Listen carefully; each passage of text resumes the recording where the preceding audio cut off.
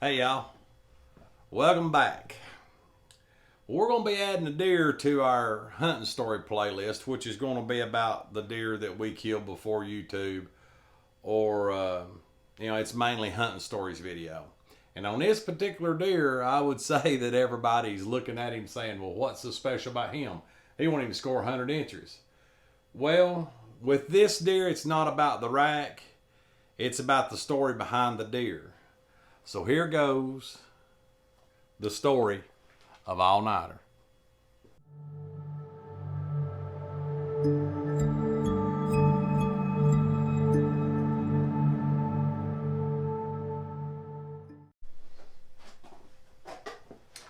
All right, this deer here was taken several years back from our family on our family lease.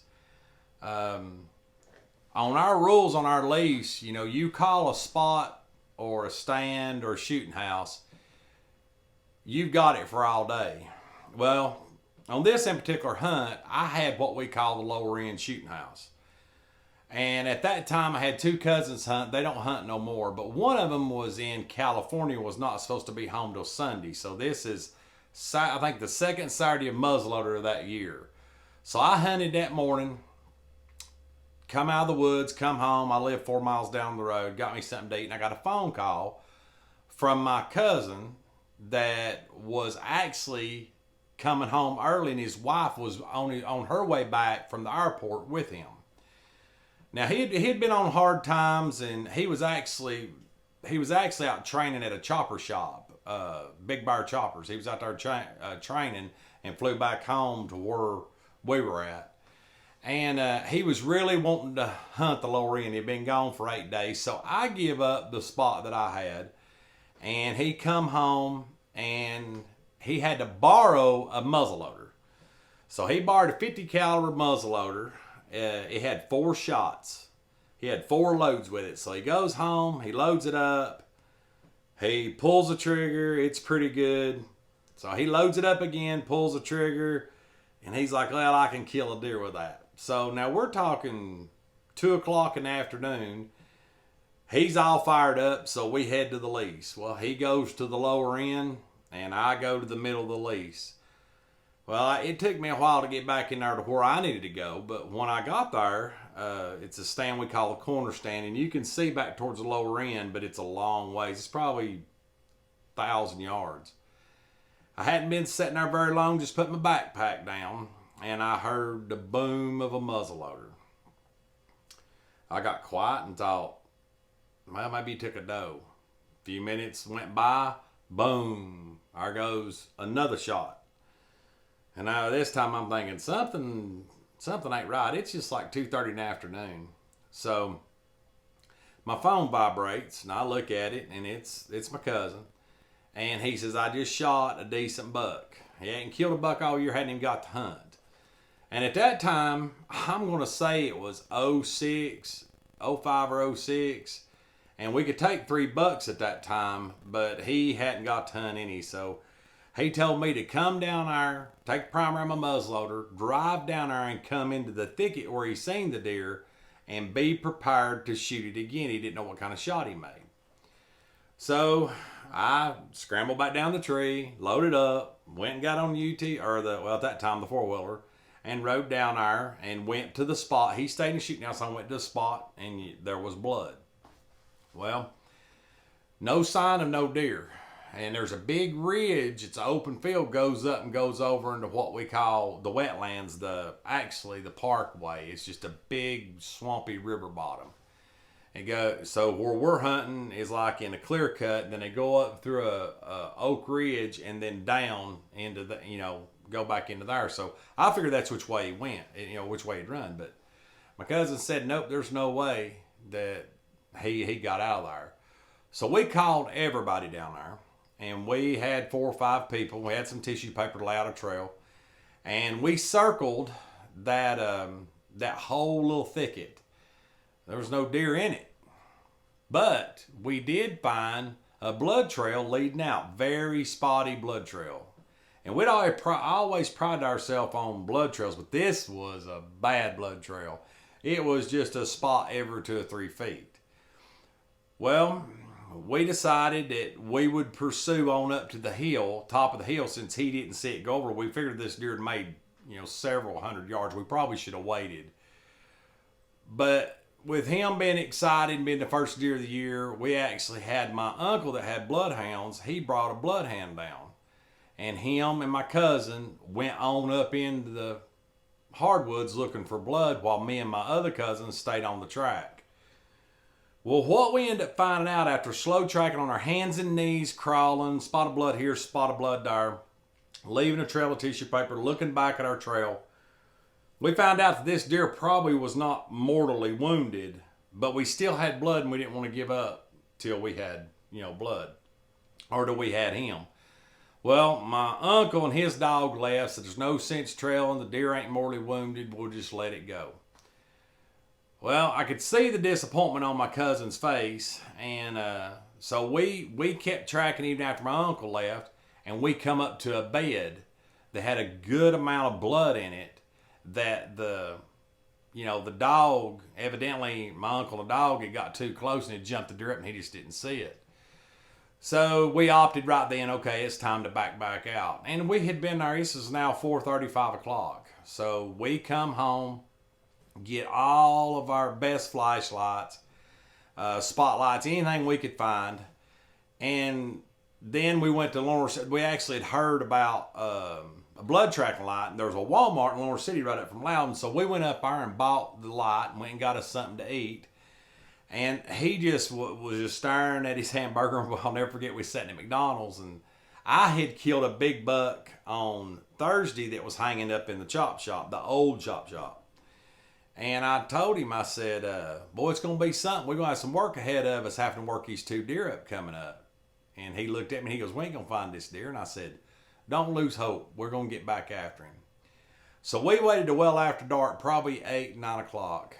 And we head back down there. Well, the problem is, where this deer ran to is a no guns, no firearm area in a river bottom beside kind of like a main highway. So there is no firearms allowed on this property at all.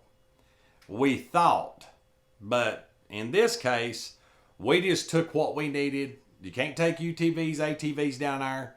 So we took off tracking this deer. And we tracked and we tracked. And it was just a spot here, a spot there, a spot here. Well, after going through that swamp and weaving through all this small brush, we got to find a little more blood, and then a little more blood. Then we found a skull that was like a huge spike, had a sharp point on it, nothing on the other side. It'd been there for a couple years. So my cousin picked it up.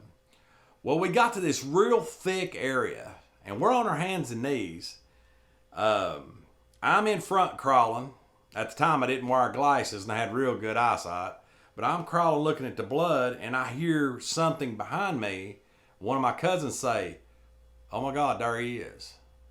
And when I shined my headlight up, there he laid in his bed, legs tucked under him, just bedded up, and we could see that it was a very low hit in the brisket.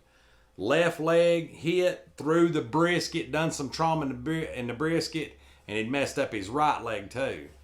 We are no more than 10 feet from this deer. And as long as our wind was blowing, it was blowing from him to us.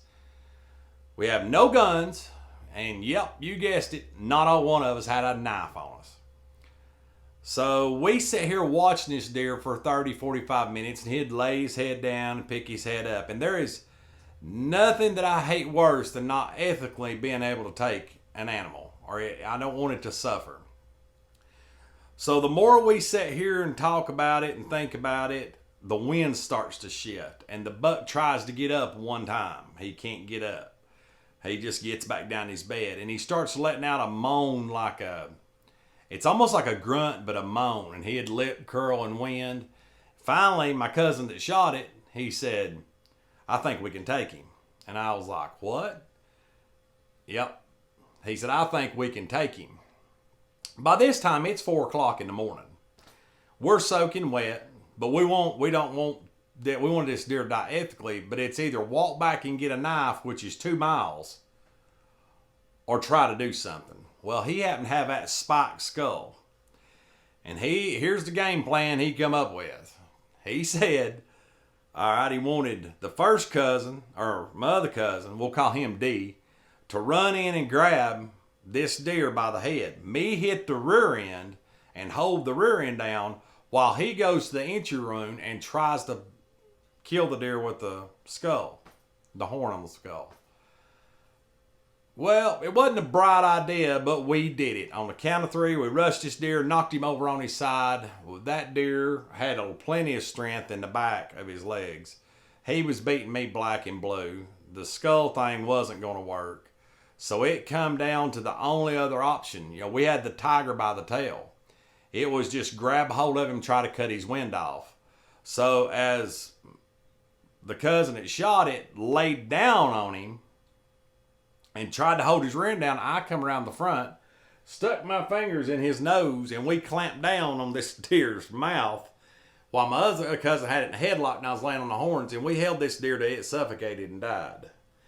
Now, it's not the prettiest story, and we sure wasn't proud of it, but we did retrieve the animal. Once we made sure that he was dead and that he had departed, we checked his eyes, he'd lost the color in his eyes, we had to figure out where in the world we were at. Our flashlights was going dim.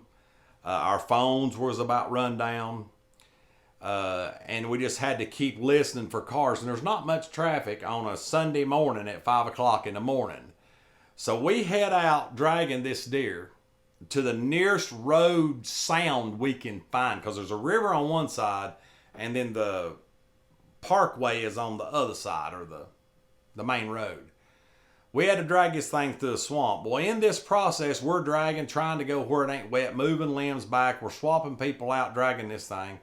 And my cousin falls into a marsh, which ends up pulling his boots off, pulling his outside layer of pants off. We couldn't even get him back out. So we finally get to where we got good cell service, and we called. Well, we called a friend. Just so happened he was getting up. He grabbed the truck, he run down the parkway, we put a tag on the deer, threw it in the, wrapped it up. We knew there was nowhere, you couldn't check them out online then.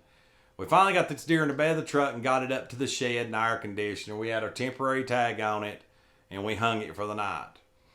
Well, you know, it was a long, drawn out night. So the next morning we get up and we load the deer up and we go up to a local store that sells license and checks out deer. Well, as we pull in, the game warden pulls in, as they usually would. You know, they was wanting to see what people had and what had been checked in.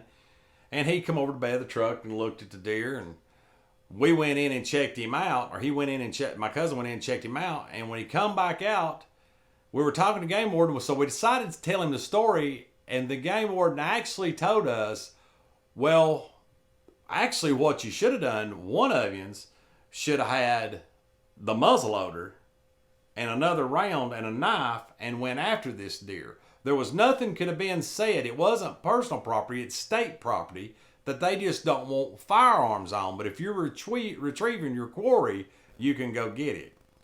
That would have definitely saved us a lot of trouble. But you know, this buck, it hung down there in his house for many years.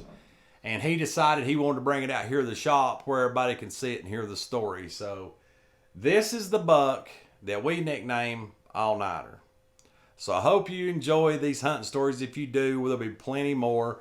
We've got some more deer that we're going to be adding to it. But like I said, this is Story All Nighter. Thank you all for watching. If you like what we're doing, please subscribe. And as always, God bless. Catch you next time.